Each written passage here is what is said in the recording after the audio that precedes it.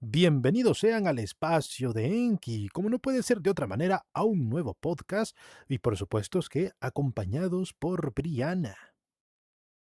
Bienvenidos al espacio de Enki. Como siempre, aquí estoy yo, Briana, lista para analizar, cuestionar y poner a prueba los argumentos que nos traen los antimaterialistas. Hoy vamos a inaugurar esta serie de podcasts donde nos enfocaremos en una objeción específica contra el materialismo en cada episodio. Y para comenzar, hemos elegido una de las preguntas más recurrentes. Si el pensamiento es material, ¿por qué cuando pensamos en una manzana no podemos ver una manzana en el cerebro? Una pregunta que parece desafiante, pero que, como veremos, no es más que otro malentendido disfrazado de problema profundo. Así que, Enki, ¿qué opinas de esta objeción? Bueno, eso ha sido bastante curioso. Es verdad que en muchas de estas pláticas sobre la existencia de cosas inmateriales, siempre se suele usar este asunto de los pensamientos, ¿no? Se dicen, bueno, cuando tú piensas en una manzana, si la manzana fuese material, si ese pensamiento fuese material, deberíamos poder verlo al abrir tu cabeza. Y luego, cuando nosotros respondemos que, claro, podemos verlos con escáneres especiales, al ver la actividad del cerebro, cómo se activan ciertas áreas, podemos saber dónde está la manzana. Y ellos dicen, no, no, no. Pero es que el pensamiento de la manzana, la imagen mental de la manzana, no son esos procesos, son cosas distintas. Y yo les digo, bueno, pero es que podemos decir que esos procesos específicos son la manzana mental en este sentido. Por supuesto que no son una manzana como, como la manzana que podemos comer, pero es sin duda una interpretación del código de información de nuestro cerebro. Después de todo, tengo entendido que cuando generamos un pensamiento, o mejor dicho, cuando retenemos una imagen mental interna, se están generalmente, aparte de las hipnosis específicas, también se están activando las áreas que se encarga del procesamiento visual de nuestros ojos de manera interna. Y es ahí donde generalmente tenemos las imágenes mentales, por lo que sí, sí serían esos procesos de la misma manera que una fotografía son esos procesos en tu computadora o celular. Exactamente, Enki. Lo que los antimaterialistas parecen pasar por alto es la diferencia entre la representación y el objeto representado. Decir que la imagen mental de una manzana no es material, porque no podemos abrir el cerebro y encontrar una mini banana física ahí dentro. Es como decir que en una computadora, cuando ves una imagen en pantalla, deberías encontrar físicamente la imagen dentro del disco duro. Pero eso es absurdo. Cuando guardamos una imagen en una computadora, lo que realmente ocurre es que un conjunto de datos binarios se almacenan y mediante un procesador y una tarjeta gráfica se traducen a una representación visual en la pantalla. En nuestro cerebro algo similar sucede. Los patrones de actividad neuronal en ciertas áreas del córtex visual y de memoria reconstruyen una representación mental de la manzana. Pero esta representación no es una manzana real, sino una simulación generada a partir de información almacenada en nuestras redes neuronales. Entonces, decir que la imagen mental de una manzana no es material, porque no encontramos una mini banana dentro del cerebro, es simplemente confundir el nivel de representación con el nivel físico de procesamiento. Y como mencionaste, ya hay evidencia neurocientífica que muestra cómo se activan áreas específicas del cerebro cuando una persona imagina un objeto, lo que nos permite incluso predecir qué imagen está viendo o recordando. Así que esta objeción no solo es errónea, sino demuestra una falta de entendimiento sobre cómo funciona la cognición. Ahora bien, Enki, ¿crees que esta objeción persiste porque hay una confusión sobre cómo entendemos el concepto de representación en el cerebro? Yo considero que persiste porque no se dan cuenta que debido al bagaje cultural filosófico heredado, en sus preguntas ya presuponen una especie de dualismo. No, no es que sus preguntas intentan poner en jaque al materialismo, sino que sus preguntas ya presuponen que debería haber algo inmaterial. Es decir, en sus objeciones ya está implícita lo que se supone que deberían demostrar primero, porque ellos generalmente dicen, no, la manzana mental no son esos procesos en tu cerebro. Bueno, a mí me gustaría saber qué evidencias tienen o qué demostración tienen para hacer tal afirmación en negativo, porque están negando que lo sean. Nosotros decimos que lo es, porque no solo es que haya un correlato, el correlato es una expresión para poder hacer el vínculo semántico de lo que se pretende explicar, mas sin embargo, si ese patrón como tal desaparece, desaparece la idea de la manzana también. Lo más común y lo más lógico es entender que esos procesos, ese proceso particular, es la manzana mental. hemos visto todo tipo de experimentos actuales que son públicos para poder dar evidencia y confirmar este tipo de afirmaciones. Si bien entiendo que ellos digan no, porque una cosa son los procesos y otra cosa es esa imagen mental de tu cabeza, puedo entender hasta cierto punto la duda, pero sigue siendo una duda irracional y una duda basada en un mal uso de la semántica o de los conceptos en este caso, porque yo quisiera preguntarles a ellos, ¿qué pretenden ustedes encontrar en el cerebro para poder determinar que efectivamente los procesos mentales son físicos? Exactamente, porque la objeción natural que siempre suelen hacer de, bueno, pero ¿por qué cuando yo abro tu cabeza no veo la manzana? Se me hace muy extraño porque entonces sería como aceptar que nuestras computadoras generan cosas inmateriales. Cuando tú tomas una fotografía con el celular y tienes esa fotografía ahí guardada y apagas la pantalla, la fotografía sigue estando ahí. Mas, sin embargo, si tú abres los circuitos, no vas a ver la fotografía. Solo vas a ver chips, comandos, código siendo procesado, etcétera. Mas, sin embargo, allí está la foto. Entonces, ¿qué debemos pensar según la lógica de ellos? ¿Que esa foto es inmaterial? ¿Que nosotros hemos creado tecnología que crean cosas inmateriales? No, ¿verdad?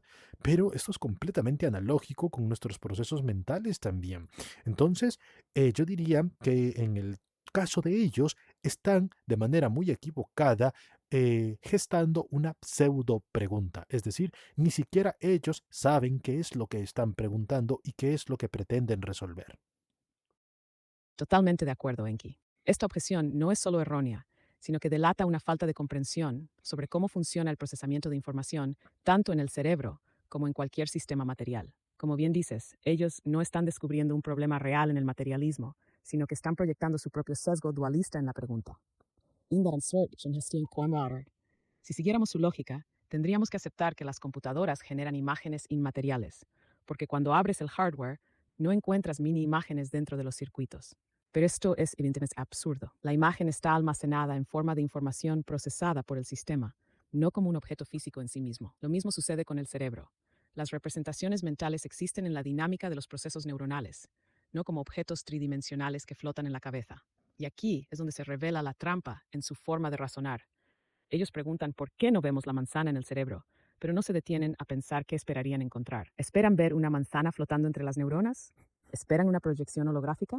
El problema es que no entienden que lo que llamamos imagen mental es una reconstrucción procesada por el sistema neuronal, no un objeto literal en el espacio físico. Si aplicaran el mismo criterio a otros sistemas físicos, se verían obligados a aceptar que nuestras computadoras crean información inmaterial, lo cual es un sinsentido. Pero como bien mencionas, lo que hacen es partir de un sesgo dualista, asumirlo como cierto y luego plantear una pregunta que solo tiene sentido dentro de ese sesgo. No es una objeción genuina, es simplemente una mala pregunta que ya carga con la respuesta que es. Así que en realidad, si invirtiéramos la carga de la prueba, deberíamos preguntarles, ¿qué esperan encontrar en el cerebro para considerar que un pensamiento es material? Porque si esperan ver una mini banana flotando entre neuronas, entonces el problema no es del materialismo, sino de su concepto ingenuo de cómo funciona la representación en un sistema físico. Dicho esto, Enki, ¿te gustaría cerrar este podcast con una reflexión final sobre por qué este tipo de objeciones persisten, a pesar de que las analogías con la computación y la neurociencia actual las refutan completamente? Claro, yo considero que este tipo de objeciones persisten, primero porque hay algo a lo que yo llamo bagaje cultural filosófico heredado, es decir, hay presupuestos filosóficos de otros pensadores del pasado que en lugar de cuestionarlos, nos hemos casado con sus ideas, con sus intuiciones, y hemos convertido intuiciones sin evidencia, sin demostración, sin poder explicativo, en una especie de consenso positivo para hacer afirmaciones, como es el caso del qualia, que es lo que hablamos en este primer podcast, y sobre estas representaciones mentales, ¿no? Y sobre este tipo de preguntas de, bueno, pero si fuese material tu pensamiento, deberíamos poder verlo al abrir tu cabeza.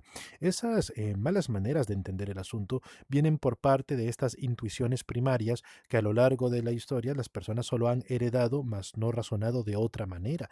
Han ignorado los avances en tanto en el entendimiento de los conceptos como el comportamiento de la realidad en estos casos, a pesar de que tenemos ejemplos tan claros como nuestros propios propios celulares y computadoras. Es decir, cuando estás viendo un video en tu pantalla de tu computadora y desconectas el monitor, ese video se sigue reproduciendo. Si tienes un parlante externo conectado, verás cómo el sonido sigue saliendo correspondiente a la imagen que sigue en el video. De hecho, sigue estando allí. Lo que pasa es que las computadoras han perdido, en este caso, al desconectarle el monitor, la capacidad para que un ser externo a la computadora pueda ver lo que se está procesando. Mas, sin embargo, la computadora sigue procesando y entiende qué es lo que está procesando, porque la información sigue allí en una especie de código encriptado que ella entiende. En la pantalla, en todo caso, es un medio externo traductor para nuestro sistema, de la misma manera que nuestro cerebro, de manera interna, tiene su propio código, su propia manera de traducir o de procesar la información para entender a lo que llamamos una imagen mental. Lo que no tenemos por ahora, y ya se está logrando, es un proyector externo para que otras personas puedan verlo. Y ojo, entre comillas, porque ya se está logrando. Pero bueno, eso lo podemos dejar para otra ocasión. Como dices, Briana, creo que podemos ir cerrando aquí el podcast y como no, podemos dejarle un par de preguntas a los que verán este video por si tienen objeciones. Así que, bueno, Briana, eso te lo encargo a ti para que hagas el cierre. Excelente cierre, Enki. Ahora, para todos los que han llegado hasta aquí en el espacio de Enki, les dejamos algunas preguntas para reflexionar y, por supuesto, para que compartan sus objeciones o pensamientos en los comentarios. 1. Si un pensamiento no es material, ¿qué evidencias existen para demostrar que es inmaterial? ¿O es solo una intuición heredada sin justificación empírica? 2. Si decimos que un pensamiento debería ser visible al abrir un cerebro, ¿significa eso que los archivos dentro de una computadora deberían verse físicamente al abrir el hardware? ¿O es simplemente una mala comprensión de cómo funcionan los sistemas de procesamiento de información? 3. Podría ser que la insistencia en la inmaterialidad del pensamiento venga más de un apego cultural y filosófico que de una verdadera falta de explicaciones desde la ciencia. Les leemos en los comentarios. Recuerden suscribirse, compartir y seguirnos para más podcasts donde seguimos desmontando mitos filosóficos y explorando las fronteras del conocimiento con el rigor que se merecen. Nos vemos en el próximo episodio del Espacio de Enki. Chaito, gente. Será maravilloso leerlos en los comentarios. Y bueno, así trataré de hacer los próximos videos un poco más cortos y directos al grano, dentro de lo que cabe. Chaito.